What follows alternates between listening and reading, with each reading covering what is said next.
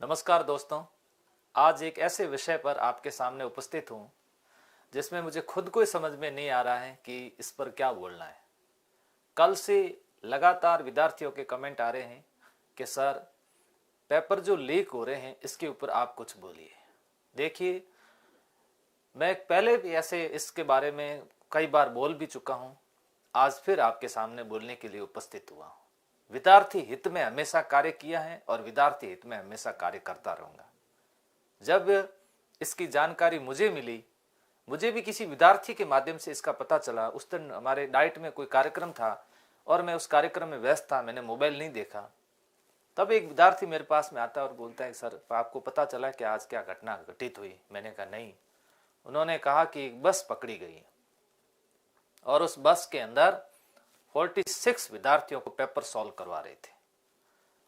शर्म की बात है, बहुत बड़ी शर्म की बात है। एक विद्यार्थी के सपनों को तुमने मार दिया।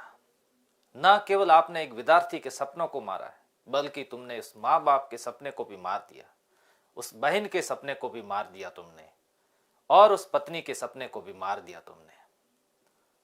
बेशर्मी की भी वास्तव में हद होती है।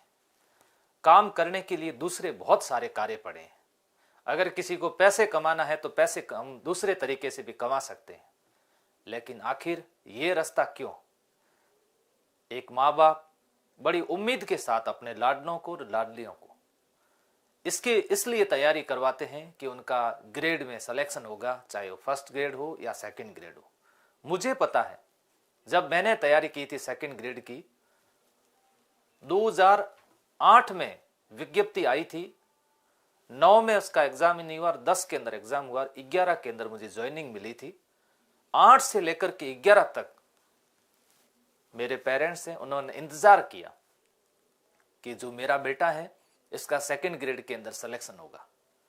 और जब एग्जाम हो और उसी दिन मेरे पिताजी को अगर पता चल जाए कि बेटे ने जो 3-4 साल से जो तैयारी की है उसका पेपर आउट हो चुका है, मैं तो फिर भी कोशिश कर सकता हूं कि अगले पेपर के लिए तैयारी करूं, लेकिन पेरेंट्स पे क्या बीतेगी? तुम लोग नरक में जाओगे वास्तव में। इसके अलावा तुम्हारे पास में कोई जगह नहीं। लोग कहते हैं कि इसके लिए सरकार कुछ भी नहीं कर रही है। आखिर सरकार क्या करे? मुझे एक बात बताओ, सरकार क्या करेगी इसके ऐसे लोगों के लिए, जब सरकार में बैठे हुए लोग ही ऐसा कार्य कर रहे हैं? उन लोगों का खुद का जमीर मर चुका है, उन लोगों की खुद की नियति मर चुकी है। वे लोग क्या करेंगे? मुझे समझ में नहीं आएगी। वे सरकार के सिस्टम का हिस्सा बनकर के ऐसा कर रहे हैं। बड़ी शर्म की बात है। तुम अपने बेटों को और बेटियों को मुंह कैसे दिखाओगे? क्या तुम अपने बेटे को मुंह दिखाने लायक रहोगे? क्या तुम अपने बेटे को, बेटी को कहोगे कि तुम सरकारी नौकरी की तैयारी करो और तैयारी करके पेपर दे करके पास हो? क्या तुम कहोगे? बड़ी अजीब दास्तान है, सोचता हूं। और खास बात यह है कि पढ़ने को न्यूज़पेपर के अंदर मिल रहा है कि ऐसी बसें और भी चली थी। तो बसें ऐसी और चली है तो स्कॉर्पियो कितनी चली होगी, फॉर्च्यूनर कितनी चली होगी। सरकार ने सेट लागू किया, अभी देखा होगा। सेट क्यों लेकर के आए? सेट इसलिए लेके आए कि इस नकल प्रकरण को रोका जाए। प्री एग्जाम क्यों करवा रहे हैं सरकार? प्री एग्जाम सरकार इसलिए करवा रही कि इस प्रकरण को रोका जाए। सरकार ने अपने स्तर पे बहुत सारे प्रयास किए। इतिहास पढ़ा हुआ नहीं है क्या आपके? रणथंभौर के युद्ध में हमीर देव की हार का कौन था? रणमल रतिपाल था। आखिर उस धोखेबाज की वजह से तो ऐसा हुआ। वो भी तो सिस्टम के हिस्सा थे। जालोर के अंदर दैया सरदार बीका ने ऐसा किया क्योंकि वो भी सिस्टम का हिस्सा था। सिवाना के अंदर उस भावले ने किया क्योंकि वो भी सिस्टम का हिस्सा था। जो सिस्टम के अंदर रह करके सिस्टम को तोड़ रहा है, बाढ़ खुद खेत को खा रही है, तो अब दोष किसको दे बताओ? हाँ, कार्रवाई होनी चाहिए, ऐसे लोगों के खिलाफ सख्त कार्रवाई होनी चाहिए। हाँ, इसके लिए मैं भी मांग करता हूं, विद्यार्थी हित के अंदर मैं साथ हूं आपके। जहां आवश्यकता पड़े मुझे बुला लेना, मैं आपके लिए उस आंदोलन के हिस्सा बनकर रहूंगा। उस आंदोलन में अग्रिम पंक्ति के अंदर रहूंगा कि ऐसे लोगों के खिलाफ सख्त कार्रवाई हो, सख्त कानून हो ऐसे लोगों के खिलाफ। ऐसे लोगों के ऊपर रासुका लगे, चाहे मैं क्यों ना हूं। ऐसा मैं नहीं कह रहा हूं कि मैं नहीं हो सकता हूं, चाहे वो कोचिंग क्लासेस चला रहे हो या कोई सरकारी सेवा में हो शिक्षक हो, जो भी हो, उनके पेरेंट्स को भी मैं ये कहना चाहता हूं, प्लीज अगर आपके बच्चे ऐसा कर रहे हैं उनको रोको। आप भी समाज के अंदर मुंह दिखाने के लायक नहीं रहोगे। एक उस गरीब विद्यार्थी के बारे में सोचो जिन्होंने उधार पैसे लेकर के इसकी तैयारी की, उसके ऊपर क्या बीता होगा। एक उस बालिका के बारे में सोचो जिसकी शादी होने के बाद उसके ससुराल वालों ने उसको परमिशन दी कि ये लास्ट भर्ती है, तू तैयारी कर ले, इसके बाद तुझे तैयारी नहीं करने देंगे।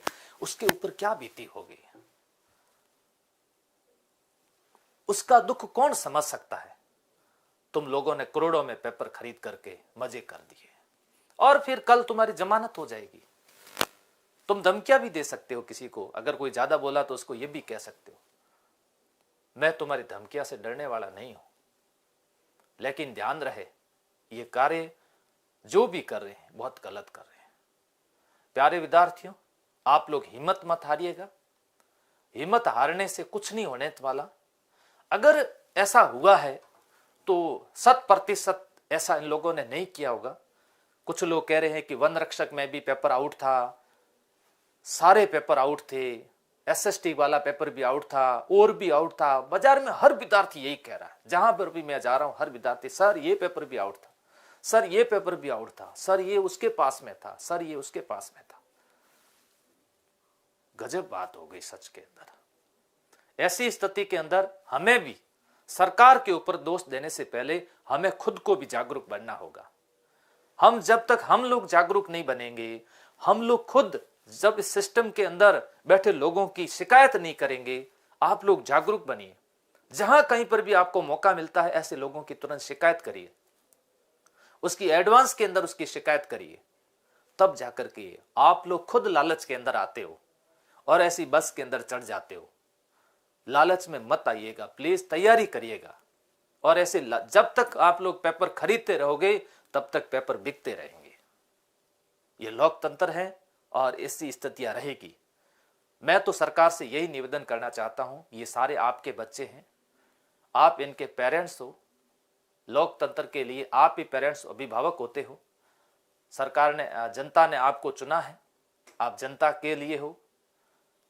और ऐसी स्थिति के अंदर एक बार पुनः मंथन करिए कि आखिर क्या, कौन सा ऐसा कानून लाया जाए, ऐसी कौन सी सजाएं दी जाए जिससे वो कांपने लगे, उनको लगे कि पेपर आउट करने का मतलब 7 जन्मों तक हमें वो सजा मिलेगी जिसकी हम कल्पना भी नहीं कर सकते। तब जाकर के ये सारी बातें रुकेगी। नहीं तो ये जो मैं मानता हूं कि ये जो पेपर आउट वाला जो मुद्दा है बहुत संगीन मुद्दा है। इस मुद्दे पर बोलना भी वास्तव में शब्द नहीं है कि मैं इसके ऊपर क्या बोलूं। मोटिवेट तो कर नहीं सकता, लेकिन इतना जरूर कहूंगा, हिम्मत रखें। एक बार आप लोग संभलें। हनुमानगढ़ के अंदर जो घटना हुई, एक विद्यार्थी ने सुसाइड कर लिया, प्लीज ऐसा ना करें। हो गया है, लेकिन सरकार भी ध्यान दे रही है, आगे से ऐसा ना हो। इसके लिए आप लोग भी अपनी बात सरकार तक पहुंचाएं और जो लोग इसका नेतृत्व कर रहे हैं उसका सहयोग करें और हम लोग भी उसमें आपका सहयोग करेंगे कि कोशिश यही रहे कि भविष्य के अंदर ऐसी पुनरावृत्ति ना हो। क्योंकि आगे शिक्षक भर्ती 3य श्रेणी के फरवरी के अंदर परीक्षाएं हैं, वहां अगर ऐसा हो जाता है, मैं देख रहा हूं 7-7, 8-8 महीने हो गए विद्यार्थी कितनी तैयारी कर रहे हैं, लड़कियां कितनी तैयारी कर रही है, लगातार आना, टेस्ट देना, निरंतर तैयारी कर रही है, और उस दिन पता चल जाए कि आज पेपर आउट हो गया। और ये लोग पेपर, ये तो अच्छा हुआ कि पता चल गया, नहीं तो ये हमारे पास बैठ करके इंटरव्यू देते होते कि हमने वहां से टॉप किया है और 12-12 घंटे में पढ़ते थे। रियल के अंदर हमारे लिए भी ऐसे लोगों के इंटरव्यू लेना शर्म की बात हो जाती। इसीलिए प्यारे विद्यार्थियों, आप जब कह रहे हो सर बोलते नहीं है, मैं आपके लिए बोलने के लिए तैयार हूं, तत्पर हूं और हमेशा बोलूंगा, बेबाक तरीके से बोलूंगा, क्योंकि हमने ना तो कभी ऐसा काम किया है ना कभी करेंगे। हाँ, कोचिंग का संचालन जरूर करते हैं, सारी कोचिंग के खराब नहीं है, सब कोचिंग वाले ऐसा नहीं करते हैं, अच्छे लोग बहुत हैं, लेकिन एक दाग लग जाता है ना तो सभी के ऊपर थोड़ा प्रश्न चिन्ह खड़ा करता है। इसीलिए मैं तो कहूंगा सबको कि बेदाग रहे, और अच्छे तरीके से विद्यार्थी हित में कार्य करें, ताकि आप लोगों को कोई ये नहीं कहे कि आपने भी सिस्टम के साथ रह करके गद्दारी की है। इसलिए गद्दार ना बने, सच्चे सेवक बने, समाज सेवक बने और विद्यार्थी हित में हमेशा कार्य करते रहें। प्यारे विद्यार्थियों, घबराएं ना, हिम्मत रखें, मजबूती के साथ उसी मैदान के अंदर वापस पहुंच जाइएगा। जो होना था वो हो चुका है, आप वापस तैयारी के अंदर लगें। आगामी जो भी आपका लक्ष्य है उसके अनुसार निरंतर तैयारी करते रहें।